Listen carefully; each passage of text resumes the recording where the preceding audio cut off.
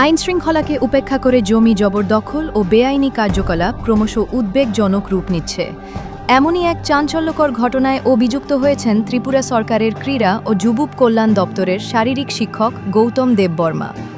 একসময় বামপন্থী ঘরানার সঙ্গে যুক্ত থাকলেও বর্তমানে তিনি নিজেকে রামভক্ত হিসেবে পরিচয় দেন বলে স্থানীয় সূত্রের দাবি।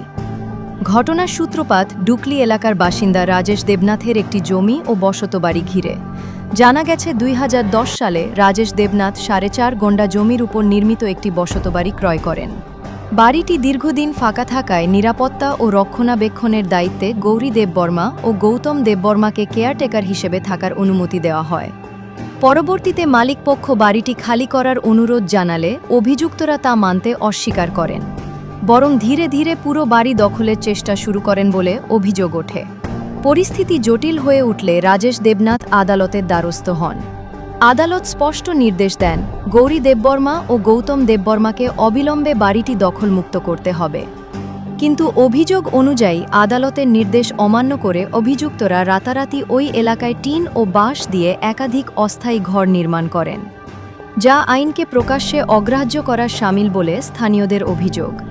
এলাকাবাসীর দাবি, কোনো অদৃশ্য প্রভাবশালী মহলের আশ্রয় থেকেই গৌতম দেববর্মা মুখ্যমন্ত্রীর সরকারি আবাসনের পাশের সীমানা এলাকায় একের পর এক বেআইনি কার্যকলাপ চালিয়ে যাচ্ছেন। শুক্রবার মহামান্য আদালতের নির্দেশ অনুযায়ী সার্ভেয়ার ও বেলিফের উপস্থিতিতে রাজেশ দেবনাথকে জমির সীমানা বুঝিয়ে দেওয়া হয়। এদিন সংবাদ মাধ্যমের মুখোমুখি হয়ে জমির মালিক জানান, আরও কিছু অংশ এখনও বেআইনিভাবে দখল করে রাখা হয়েছে। সেগুলি উদ্ধার করতেও তিনি পুনরায় আদালতের দ্বারস্থ হবেন বলে জানান। আসলে আজকের ব্যাপারটা হইতেছে এমন যে ২০১০ সালে আমার এই জেঠতুতো ভাই রাজেশ দেবনাথ তো ও একটা জায়গা কিনছে। এই জায়গাটা কিনলো। এই জায়গাটা কেনার পর এখানে জায়গাটা খালি আসলো। তারপর এখানে সিকিউরিটির প্রশ্নে ওরারে একটা পরিবার গৌতম দেববর্মা, তার মার নাম গৌরী দেববর্মা, তারারে এখানে থাকতে দেওয়া হয়েছিল কেয়ারটেকার হিসাবে। তো কেয়ারটেকার হিসেবে থাকতেছে ২-১ মাস থাকার পর কিছুদিন পরে দেখলাম কি ওরা নিচে একটা কেস করে দিল, একটা কেস করলো ওরার নামে জায়গাটা দখল করার প্রশ্নে আর কি। 95 কেস সম্ভবত, এটা আইনত বিষয়টা আমি একটুটা পেতে পারতেছি না। 95 কেস করলো। তো তখন আমরা তৈরি করে যখন আমরা কানে এলো, আমরা অ্যাকর্ডিংলি আমরা কোর্টে এপিয়ার হয়েছি। এপিয়ার হওয়ার পর তখন তারা এখানে যে সেরা এই কেসটা হারার পরে মানে তারা নিজেরা ভাড়াটিয়া হিসাবে কইছে। হ্যাঁ, অ্যাকচুয়ালি তারা কেয়ারটেকার। তো যাই হোক, ভাড়াটিয়ার তো কোনো রাইট নেই। অ্যাকর্ডিংলি ডিএম যেই অর্ডার দিছে যে ওনাদের কোনো রাইট নেই। তারপর আমরা নেক্সট কোর্টে যাই। তারা ভাড়া উঠার কথা কইছে, কিন্তু তারা উঠছে না। তারপর আমরা নেক্সট কোর্টে যাই। নেক্সট কোর্টেও বারবার 2-3বারই এখানে আমরা যে পাইছি, মানে তারা এখানে উঠে যাওয়ার লেগে কইছে কোর্ট, কিন্তু তারা প্রত্যেকবারই উঠে না। আজকেও 30 তারিখ এখানে উঠে যাওয়ার লেগা এটা হাইকোর্টের মানে কেসটে এগেইনস্টে তার উঠে যাওয়ার কথা।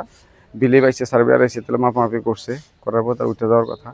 কিন্তু তারা দেখতেছে কি, কালকে রাতে তড়িঘড়ি আমাদের যে সাইডের দখলটা ছিল এখানে তারা ভাঙিয়া এখানে ঢুকে এসে তাদের জিনিসপত্র এদিকে নিয়ে নিছে। তো আমরা তারা যেখানে আসলো ওইটা নিয়ে কথা হয়েছিল, তো এটা আমরা ওইখানে খালি করে তারা উল্টা সাইডে এসে আবার দখল করে গেছে। তো এই যে অবৈধভাবে দখল করা এবং যে একটা কন্টিনিউয়াসলি আজকে প্রায় 10 থেকে 12 বছরের অবৈধভাবে থাকা, এটা তো একটা বিশাল ব্যাপার।